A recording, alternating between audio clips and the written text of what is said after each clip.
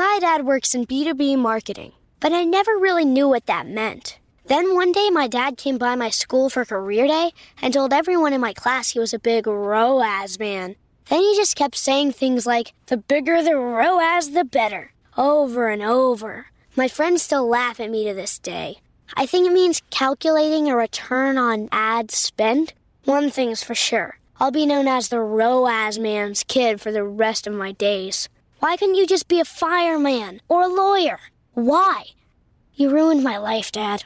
Not everyone gets B2B, but LinkedIn has the people who do. And with ads on LinkedIn, you'll be able to reach people based on job title, industry, likelihood to buy, and more. Start converting your B2B audience into high-quality leads today. We'll even give you a $100 credit on your next ad campaign. Go to linkedin.com/MPN to claim your credit. That's linkedin.com/MPN. Terms and conditions apply. LinkedIn, the place to be, to be. Hi, I'm Jason Falls, the executive producer of the Marketing Podcast Network. As you probably know, Asheville and western North Carolina were nearly destroyed by Hurricane Helene in late September. The Red Cross has deemed this a Category 7 disaster, which is the largest category they give. One of our member podcasters, Patrick Casale, is on the front lines there. He's an Asheville native who is living through and witnessing the trauma, destruction, and recovery his family, friends, and fellow community members are going through. Patrick started a GoFundMe campaign to raise money for relief efforts. All donations through Patrick's fundraiser go to local nonprofits who are helping with supply runs. Donations there directly impact people in need. I've given to the fund personally. Patrick has given as well, despite the fact he's having to recover too. The Marketing Podcast Network wants to help, and we know you do too. Visit Patrick's campaign at bit.ly/WNC help. The abbreviation is for Western North Carolina, WNC. bit.ly/WNC help. Any amount goes a long way. Even just $5 can provide a few gallons of clean drinking water to a family in need. Please join us in helping the relief and recovery efforts in Asheville and western North Carolina. Go to bit.ly/WNC help today and contribute. That's bit.ly/WNC help. The full URL, bit.ly/WNC help. Donate what you can. Every dollar helps.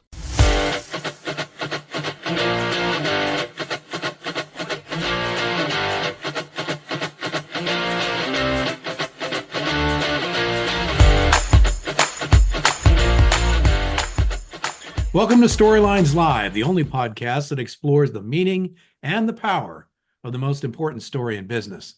The one that answers why someone should buy from you, work for you, invest in you, or partner with you. This is the story that defines the very character and nature of an organization. At WordWrite, we call it your capital S story. In each episode of Storylines Live, we feature guests who have great insights on business storytelling, who can share their experiences and their key learnings to help you and your organization do a better job of sharing your capital S story to deliver remarkable business results. Today, we're honored to have a great storyteller with us, Sara Lohse of Favorite Daughter Media. Now, I love that. That is a great name for a company. We're definitely going to talk about that too, folks. She's written a great book called Open This Book. I want to make sure that you folks, everybody can see that, which is not only her story, but her guideline to storytelling for others. I'm just going to read off the book because I thought this is a great, well done. You must have written this, Sara, right? A little bit. A little bit. Open This Book is your backstage pass to understanding why storytelling isn't just for the Shakespeares and the Spielbergs of the world. Yeah, they're pretty good at it. But what about the rest of us, right? Sara is a storyteller, marketer, a brand architect. I like that. A lot of us in the marketing world would love to be brand architects, but I think this is real for you. With a knack for turning narratives into connections. And through her company, Favorite Daughter Media, she takes her passion and talent to help mission-driven brands amplify their impact. Mission-driven brands. We'll talk about that too. Sara, welcome to Storylines Live. Thank you so much for having me. I'm excited to be here. Oh, likewise. It's great to have you. Sara, we do have this concept, as I described a couple minutes ago, of the capital S story. So we always like to begin by asking our guests on Storylines Live where they are in their capital S story. which one of those four questions I described, people buying from you, working for you, investing in you, or partnering with you, is most important to you and your journey where you are right now? I think the partnering. I Mhm. really love collaboration and finding people to collaborate and partner with. And I think even when it comes to people that do want to work with me, I consider it partnership and a collaboration because I'm working with you to tell your own story and build your brand. So it's not something that I can do for you. It's something that we have to partner on and do Oh, I together. love that. I love that. You Yeah. know, at our firm, Sarah, we say that storytelling is something, not something we do to you. It is something that we do with you. And Hmm. you just pointed out when your clients' stories are their stories.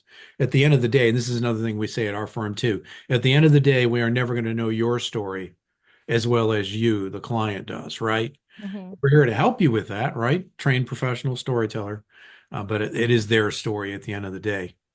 There's another aspect of partnering that I'm interested in your thoughts on, Sarah. It's not transactional, is it? It shouldn't be. Right. It's not a one and done. Share a little bit more with our audience about that. Yeah, I think people in the business world, there's always been a little bit of that dog eat dog mentality.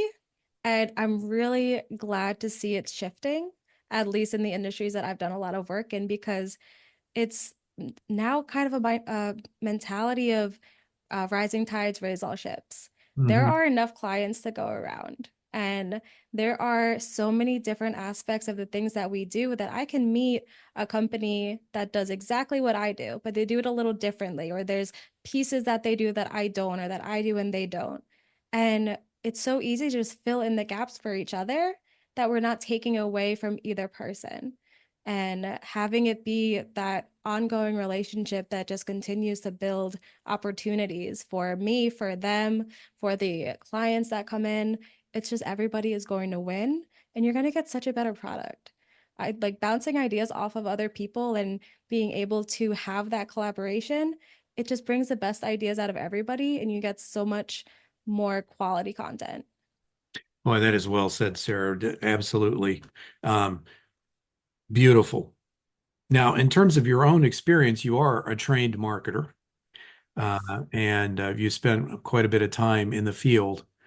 What's intriguing, of course, when we have to do this, folks, you really have to hear Sarah's story, because Sarah has a very personal experience that really led her, a story, if you will, to what she does today. Have at it, Sarah. We can't possibly be talking about my tattoo. Yes, I am, Sarah. You are absolutely right. I am. Yes, I am known for my really bad tattoo that has been covered up, so it's good now. But I was working in marketing in Baltimore. I was just unhappy, and I decided to go on a solo trip to Ireland.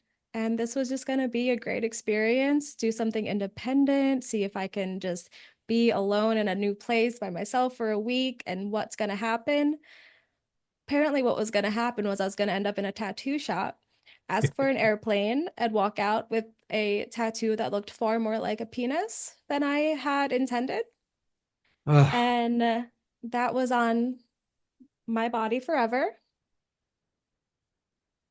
But it has a happy ending, which I hate yes. saying in that context. No. But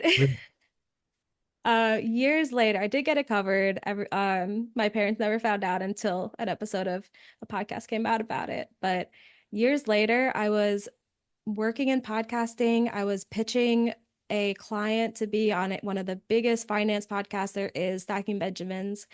And he didn't want the expert I was trying to pitch. He just wanted someone with a cool story. And I couldn't tell the stories of the client because I didn't know them. All I knew were mine, and I didn't want the conversation to end there. I didn't want him to just walk away. So I just said, "Do you want to hear about the time I got a tattoo of a penis while I was in Ireland?" And I accidentally got myself booked on one of the biggest platforms to tell a story of an accidental tattoo to a audience expecting stories about money. So it was a really interesting experience, and uh, Joe had the big challenge of turning this story into something valuable Yes. because it was just something I would tell at a bar when I was bartending, wanted to get a laugh out of someone sitting by themselves looking sad. And now suddenly I'm telling it to the world. And he managed to guide me through this story in a way that pulled out so much value. And there's a quote in my book by Ira Glass that Yes. says, "Great stories happen to those who can tell them."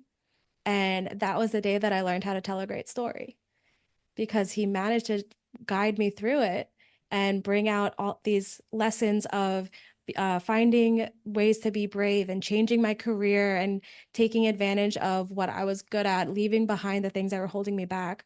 All of these different, just life changing events that happened, all leading from the bravery that I got out of this solo trip. And I can now look at this airplane now looks like an airplane tattoo There you go. and remember that experience and remember everything that it led to. And honestly, what it led to has changed my life. There's just so much in there, Sarah. For obviously, it started as a funny story, and as you said, for quite a while, that's what it was, right? Hmm. Well, we all have our funny personal stories, and yours was, do you want to hear about the time that I got the tattoo that turned out to be something it wasn't supposed to be, right? Yeah. But that led you, as a trained marketer already, into a deeper exploration of the power of stories, right? Hmm. Share with our audience your thoughts on storytelling in general. Why is it so important in marketing? Yeah, storytelling is everything. We are so inundated with marketing messages. There are 60 billion pieces of content put out onto the internet every day. We're just hit all the time with marketing. And it's not something that's going to connect. It's not something that is going to resonate. There's nothing personal about it. And we want personal. People don't Yes. buy products, they buy trust, they buy relationships, they buy connections. So when you incorporate your stories into your marketing messages, into your branding, into your company communications, you're inserting yourself into the lives of your audience and you're bringing them into your lives. And it's going to take you away from the logo and turn you into that person.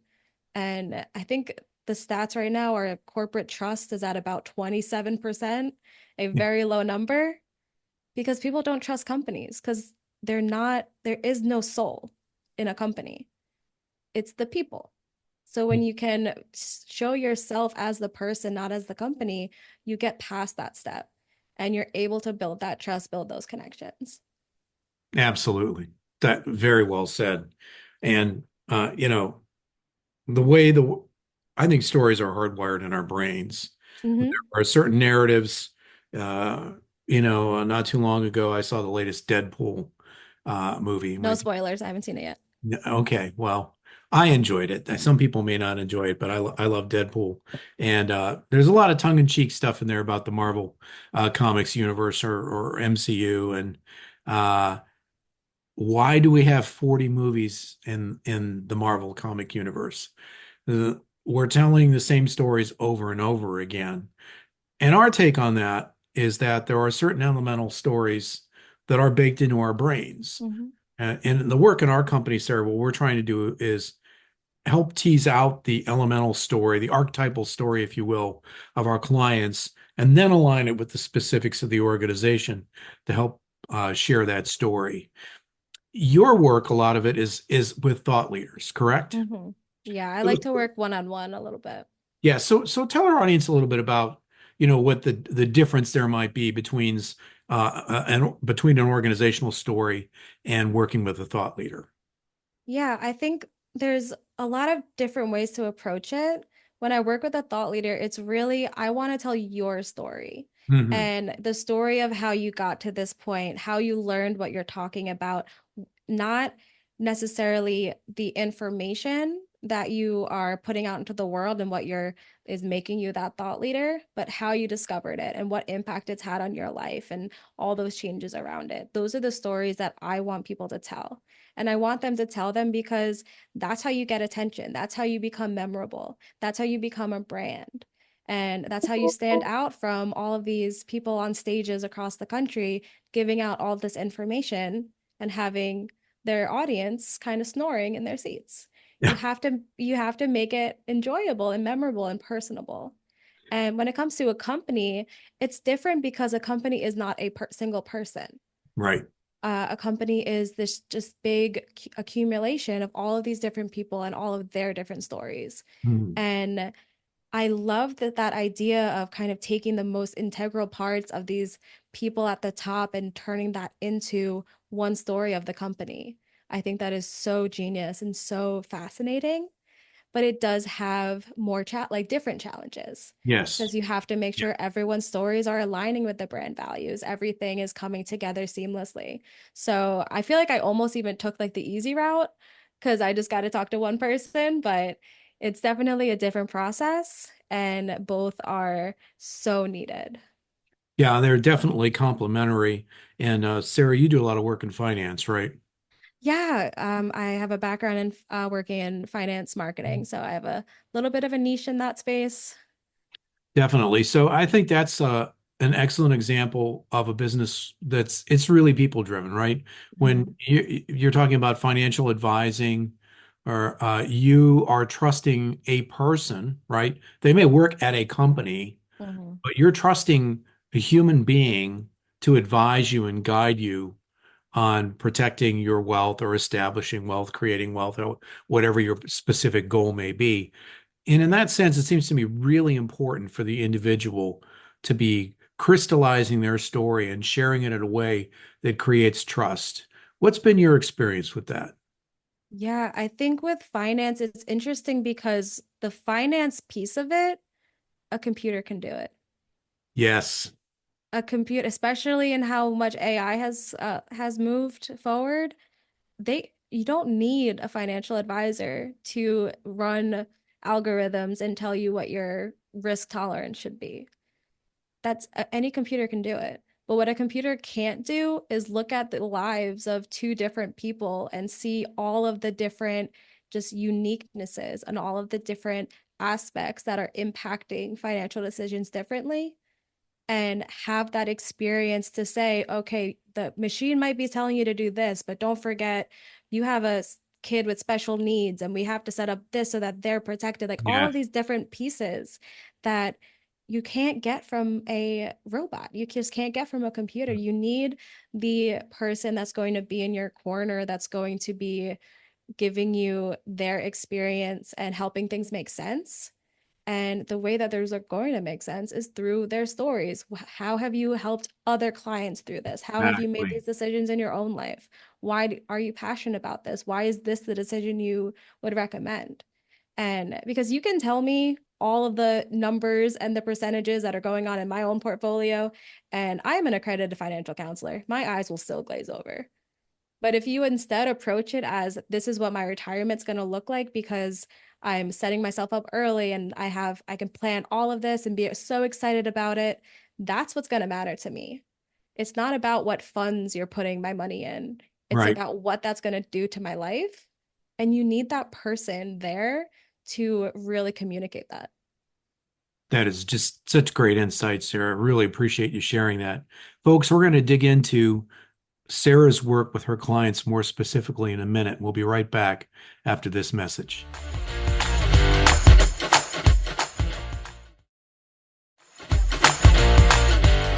Folks, thanks for joining us for this episode of Storylines Live. We are honored to have with us Sara Lohse, who is a master storyteller and runs a cool company called Favorite Daughter Media with a area of focus competency on working with thought leaders. But we got to start with this.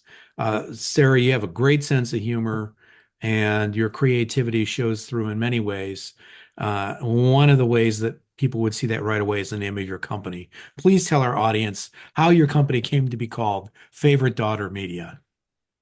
That is a story my sister hates me telling. Most people assume I don't have a sister and that I'm just like, yeah, I'm the favorite because it's just me. No, I had never thought I was gonna run a company.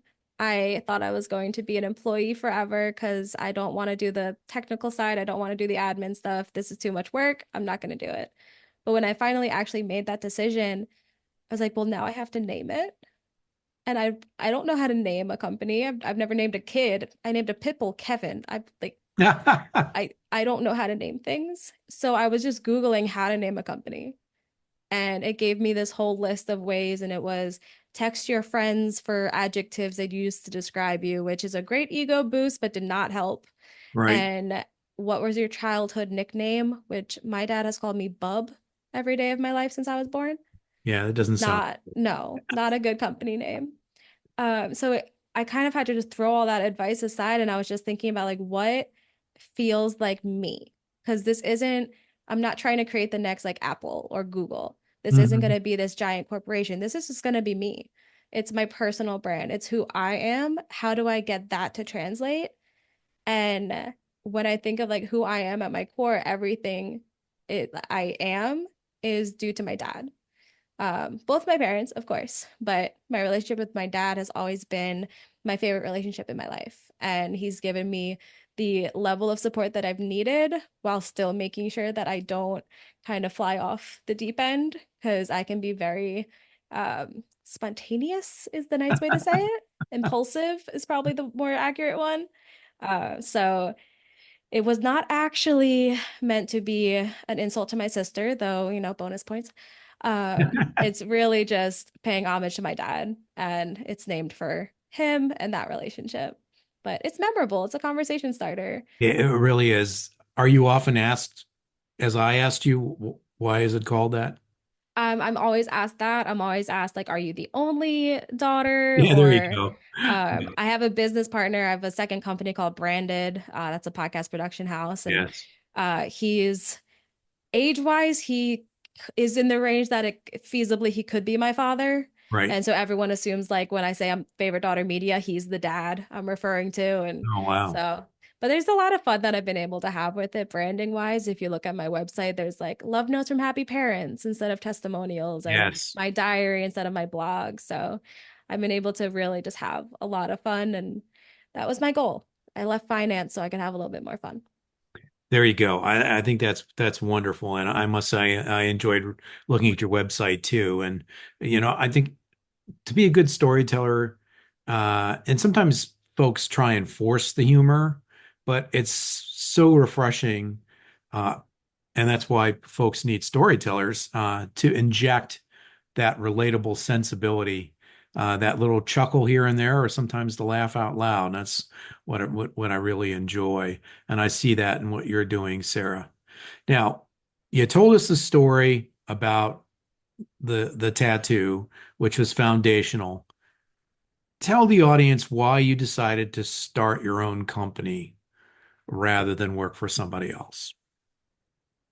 It was a big decision that took a long time to come to, but I was working in finance, and finance is a very conservative, buttoned up kind of world. And everything is blues and greens and neutral toned khakis and polo shirts tucked in on casual Friday, and not me.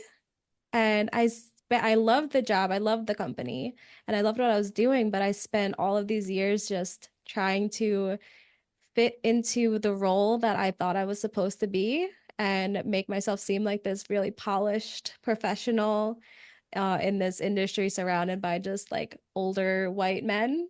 No Yes. offense. No, um, none taken. and one day it just got to be too much and I missed being myself. So I launched my company as a way to just give myself permission to just be me again Right. and uh, and approach it in a way that is just unapologetically authentic. And it has been one of the best decisions I've probably ever made. It's terrifying and I spend way too much time like crying under my desk, but I still think it's a good decision. Entrepreneurship has it can sometimes be a roller coaster ride, right? It You get is for incredible sure. highs and sometimes you're under your desk for sure. For Uh, sure. how do you help your clients? How would you describe the value that you provide to them? Yeah, I've I do so many different things, from like full service marketing to Mhm. just one-on-one coaching. But I think the place that I've just really have found the most passion for has been in the coaching aspect. And for people who want to be on podcasts or they want to be on Right. stages, they want to be thought leaders, but they don't really know either where to start or how to stand out. I work with them one on one, or even I've done this for groups of like 30. I actually just did that yesterday.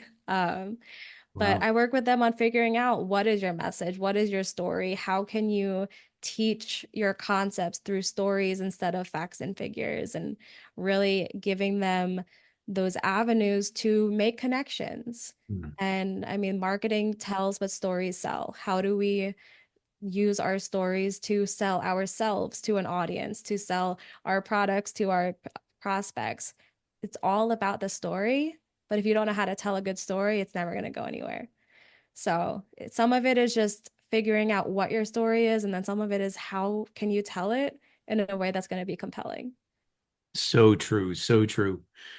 Out of all the things you do, Sarah, what gives you the most enjoyment? Oh,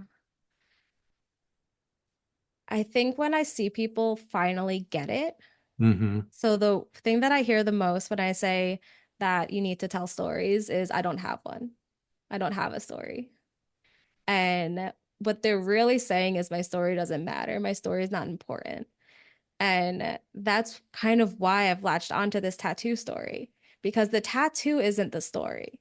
The story is that I managed to take a stupid tattoo and turn it into this just avenue of change in my own life and turn it into the reason why I'm doing what I'm doing.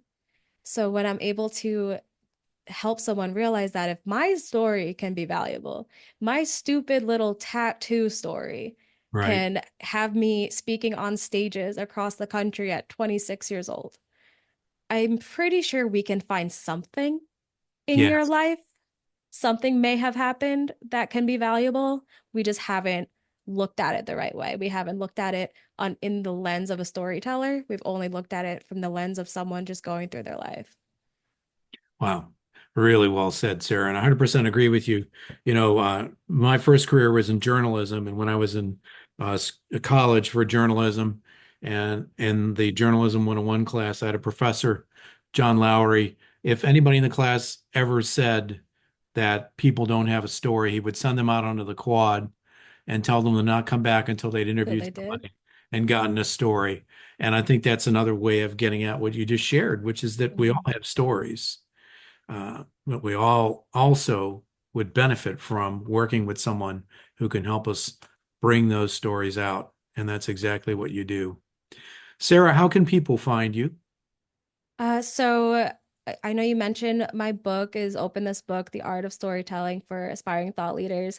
It is part book and part journal. So I did actually separate all of the journal entries that are all about helping you write out your story. And that is available for free on my website. So if you go to openthisjournal.com, you can download it. And while you are there, you can find all my email, social, phone number, everything's there. OpenThisJournal.com. Openthisjournal.com. Excellent. Sarah, thank you so much for being a guest on Storylines Live. It's been awesome to have you with us for this episode. And folks, as always, thank you for joining us to come along for the ride on Storylines Live, the only podcast that explores the power and the meaning of the most important story in business, the one that answers why someone would buy from you, work for you, invest in you, or partner with you. See you next time on our next episode.